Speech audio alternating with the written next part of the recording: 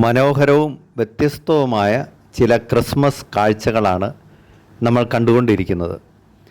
ഇപ്പോൾ നമ്മൾ കാണുന്നത് പ്രസിദ്ധമായ ചേർപ്പുങ്കൽ ഉണ്ണിമിശിഹ പള്ളിയോട് അനുബന്ധിച്ച് നിർമ്മിച്ചിരിക്കുന്ന പുൽക്കൂടാണ്.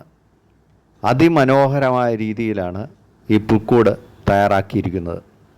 ഒരുപാട് ആളുകൾ ഈ പുൽക്കൂട് കാണാൻ തന്നെ വരുന്നുണ്ട്.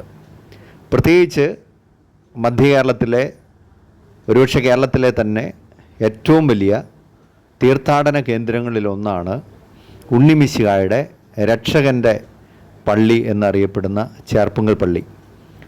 അവിടെ കുറഞ്ഞ സ്ഥലത്ത് വളരെ മനോഹരമായ രീതിയിൽ ഒരു ക്രിസ്മസ് ലാൻഡ് അവർ തയ്യാറാക്കിയിരിക്കുകയാണ്. ബൈബിളിലെ എല്ലാ പ്രതീകങ്ങളും ഒരുമിച്ച് ചേർത്തിട്ടാണ് അവർ ഈ പുൽക്കൂട് തയ്യാറാക്കിയിരിക്കുന്നത്. രാജകൊട്ടാരമുണ്ട്. മിശിഹായുടെ ഉണ്ണീശോയുടെ ജനനത്തോടനുബന്ധിച്ച് ഉണ്ണീശോയെ തിരഞ്ഞു വരുന്ന രാജാക്കന്മാരുടെ ആ മനോഹരമായ ദൃശ്യത്തെ അവതരിപ്പിച്ചുകൊണ്ട് കൊട്ടാരവും രാജാക്കന്മാരും എല്ലാമായിട്ട് അങ്ങനെ.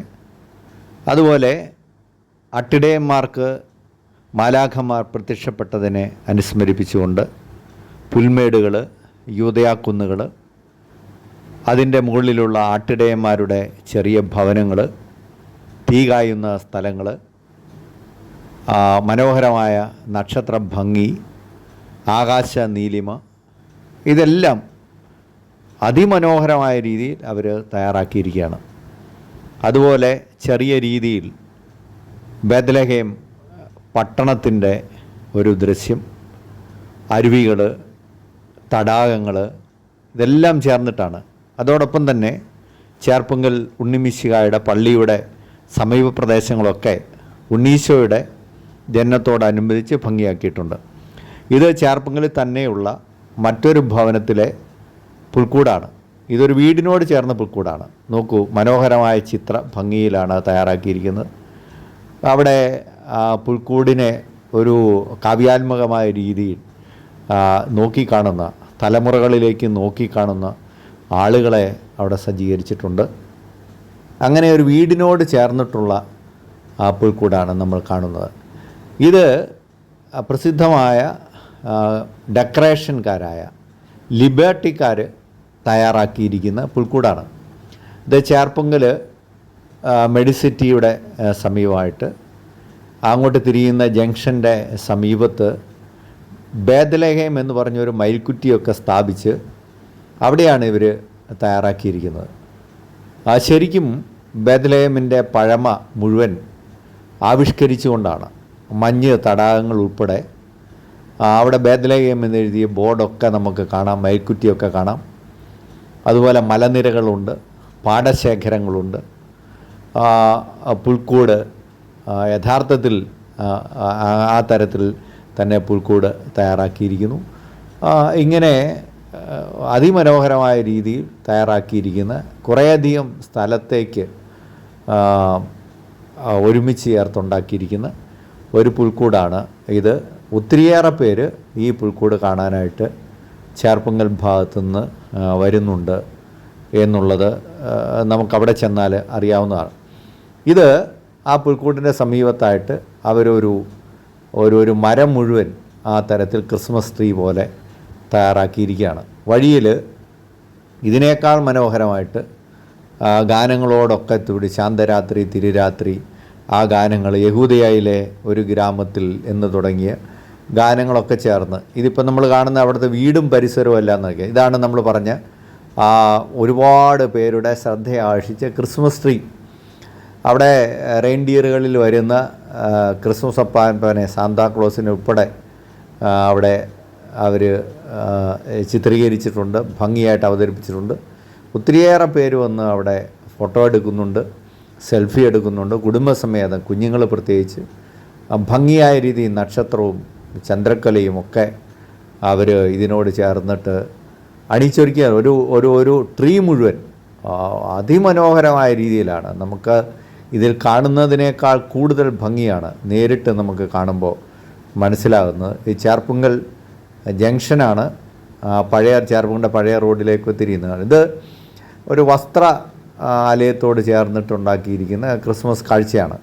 ഇതൊരു വേറിട്ട കാഴ്ചയായതുകൊണ്ടാണ് ഇവിടെ നമ്മൾ അവതരിപ്പിക്കുന്നത്. ഈ വസ്ത്രാലയം ഏത് എന്ന് പ്രത്യേകം എടുത്ത് പറയേണ്ടതില്ല.